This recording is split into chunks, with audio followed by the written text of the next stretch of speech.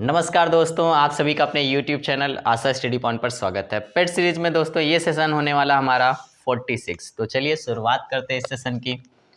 सारे के सारे सेशन आपको प्लेलिस्ट में मिल जाएंगे। समय दोस्तों अब आपके पास बहुत कम बचा हुआ है एग्ज़ाम की दृष्टि से, तो आप सारे के सारे सेशंस बनाएं और आज कल पे ना टालें। मुझे बहुत अच्छे से पता है कि आप सभी फेस्टिवल में लगे हुए हैं।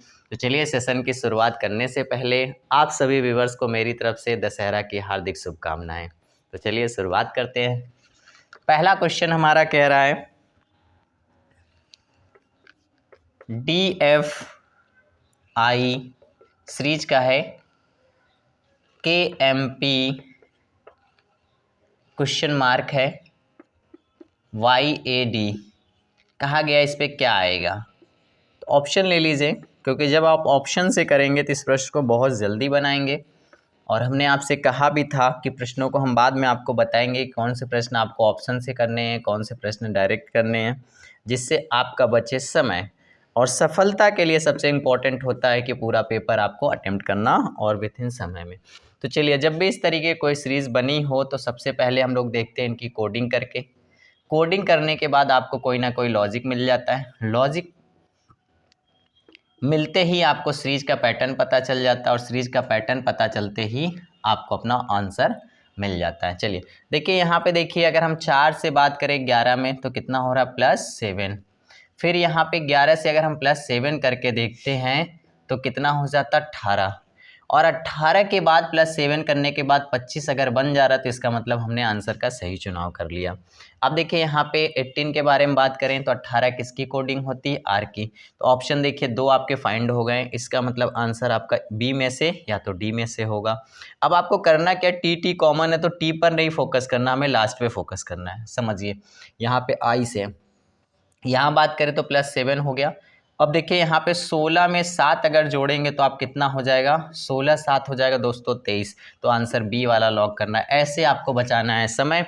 जो मैंने कहा था कि सेशन जब हम धीरे धीरे एंडिंग की तरफ बढ़ेंगे तब हम आपको बताएंगे समय बचाने का तरीका। तो समय बचाने का तरीका इन प्रश्नों में ऐसे होगा। आपको पूरी सीरीज नहीं बनानी है, आपको ऑप्शन में फाइंड करना है और उस तरीके के आंसर को बनाना। अगर यहाँ पे शुरुआत आर से केवल एक ऑप्शन में होती तो आपको पूरी सीरीज बनाने की कोई ज़रूरत नहीं है, सीधे आप आंसर को लगाकर आगे बढ़ जाते। तो इस तरीके से हम लोग अब प्रश्नों को समझेंगे और देखेंगे किसमें किस तरीके से समय बचाया जा सकता है और कम समय में आपको इन तरीके के प्रश्नों को बनाना है।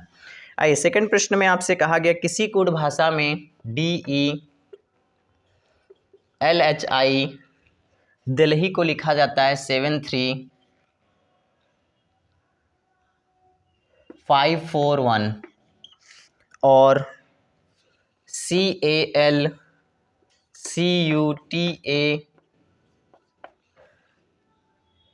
को लिखा जाता है आपका 82589662।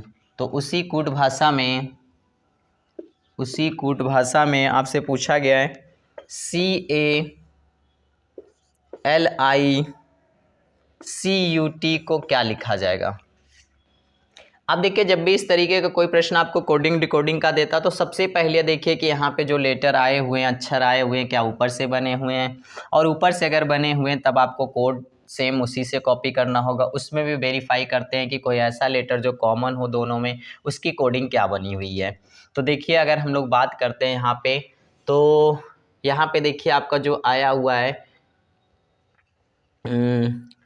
यहाँ पे डी का देखिए क्या है, 7 है, और यहाँ पे ई का 5 है, और देखिए यहाँ पे CALICUT सारे ऊपर से लेटर मिले हुए हैं। इसका मतलब कुछ नहीं करना है, सेम कोडिंग उठा के आपको रख देना है, जो बना हुआ है उसी में से कॉपी कर देना है। तो देखिए इस तरीके से हमारा सेम कोडिंग दिख रहा होगा और आपको भी यही कोडिंग उठा के क्या करना होगा, अपने आंसर को बना देना होगा कुछ इस तरीके से।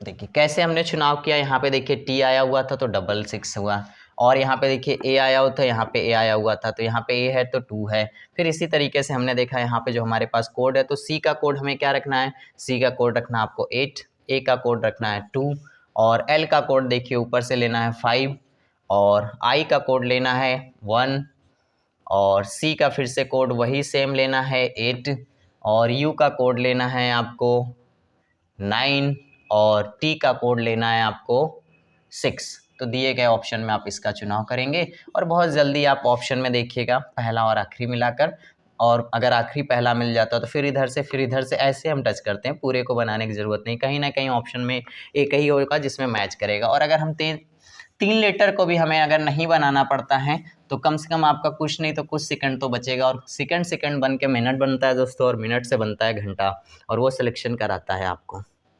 आइए नेक्स्ट प्रश्न आपका कहा गया कथन से रिलेटेड है। कथन में कहा गया क्या आरक्षण को धार्मिक आधार पर देना चाहिए? क्या आरक्षण यानी रिजर्वेशन को, कोटे को, आरक्षण को धार्मिक आधार पर देना चाहिए? चलिए अब इसके बाद इसमें तर्क पूछा गया, यानी आर्गूमेंट क्या होना चाहिए, इसके बारे में चर्चा करते हैं। आर्गूमेंट में कुछ महत्वपूर्ण बातें होती हैं जो मैंने आप सबको बताया है पिछले सेशंस में, उन्हीं को ध्यान रख के हमें आंसर को देना होगा। नहीं सभी धर्मों में पिछड़े लोग मौजूद हैं। नहीं सभी धर्मों में पिछड़े हुए लोग मौजूद हैं। दूसरा आर्गुमेंट हमारा कहा गया नहीं हमारा देश धर्मनिरपेक्ष देश है। अब देखिए यहाँ पे जो आरक्षण की बात करी गई है वहाँ पे धर्मनिरपेक्ष जैसी कोई बात कही नहीं गई है, इसलिए आर्गुमेंट भी उसी से रिलेटेड होना चाहिए, तो ये तो आपका होगा नहीं। अब दूसरे के बारे में बात करते हैं दोस्तों, नहीं सभी धर्मों में पिछड़े हुए लोग हैं, ये बात तो भाई सत्य है, तो ये वाला आपका क्या हो जाएगा, निष्कर्ष सही हो जाएगा। अब देखिएगा किसी भी बारे में बात करें, अगर आरक्षण की दृष्टिकोण की बात करते हैं, आरक्षण देने का जो हमारे क्या प्रोसेस या होना चाहिए वो क्या होना चाहिए, आर्थिक सामाजिक उत्थान के आधार पर, यानी उसके हिसाब से आरक्षण देना चाहिए। जैसे जो भी आरक्षण का प्रोसेस कोटा बना हुआ है कि भाई ये एससी कोटा इतना है, ओबीसी कोटा इतना है या इनको इतना, तो उनको इनकम के अनुसार, उनके माँ बाप के इनकम के अनुसार, जो आर्थिक पिछड़े समाज के अनुसार उनको आरक्षण देना चाहिए, और धर्म के आधार पर आरक्षण देना ठीक नहीं होता है, ठीक है ना। और धर्मनिरपेक्षता की बात अगर हमको दोस्तों करते हैं धर्मनिरपेक्ष के बारे में, तो इसका मतलब ऐसा देश जिसमें क्या है सभी धर्मों को समान दृष्टि से माना गया, नहीं सभी को अपने पूजा पाठ करने की सभी को स्वतंत्रता दी गई है, जो उनके धर्मों में बना हुआ है उसमें कोई पाबंदी नहीं। धर्मनिरपेक्ष का मतलब ये होता है, धर्मनिरपेक्ष का मतलब ये नहीं होता है कि उसमें धार्मिक आधार पर हम आरक्षण दे दें, ऐसा नहीं। आरक्षण उसको मिलना चाहिए दोस्तों जिनको आवश्यकता है, यानी हम भी वही कहना चाहते हैं। मेरा उद्देश्य क्या है यूट्यूब पे प्रोसेस करने का बच्चों को, यानी वो सारे बच्चे जो किसी एकेडमी को नहीं ज्वाइन कर पाते हैं या किसी कारण बस उनके पास नहीं हो पाता है सोर्सेस, तो उनको भी इसका लाभ मिल सके। आइए नेक्स्ट प्रश्न के बारे में बात करते हैं। तो इसमें दोस्तों जो हो जाएगा तर्क पहला वाला प्रबल हो जाएगा, तो इसमें जो आंसर आप सेलेक्ट करेंगे वो फर्स्ट को करेंगे। नेक्स्ट प्रश्न आपका कहा गया है ब्लड उसका दिया गया है, ये एज का है।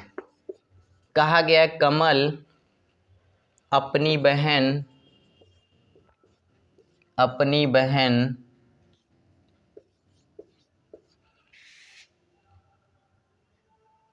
गीता से 5 गुना बड़ा है।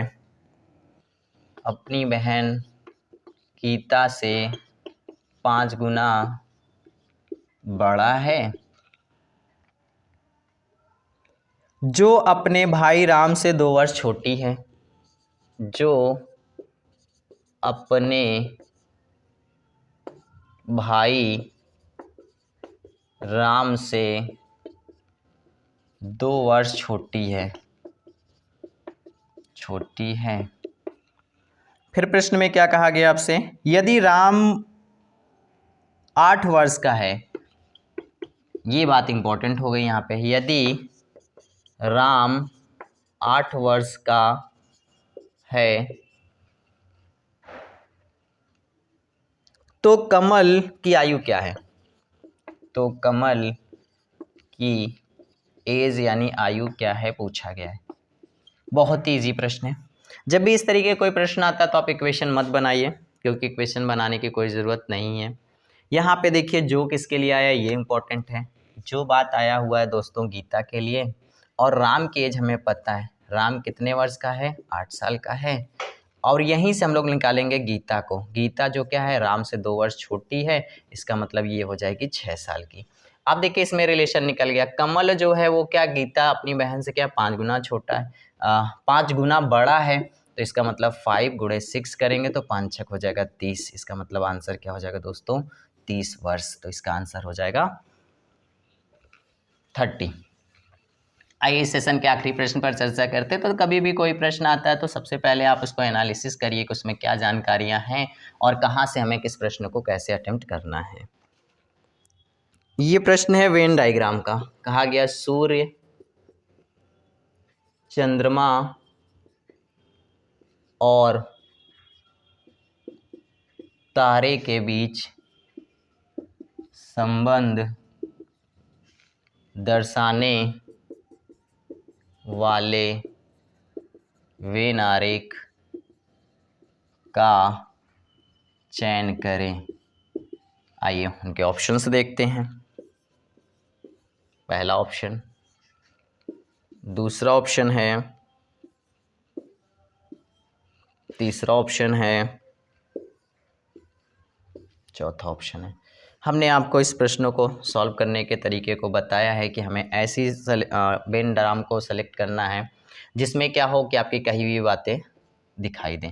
अब देखिए यहाँ पे सूर्य, चंद्रमा और तारे में क्या संबंध है, तो हमें जानकारी होना चाहिए सूर्य हमारा क्या है, एक तारा है, तो तारे के अंदर कौन हो जाएगा, सूर्य हो जाएगा। तो देखिए अंदर की बात करते हैं हम यहाँ पे, तो केवल ये डायग्राम और ये डायग्राम आपके पास आता है।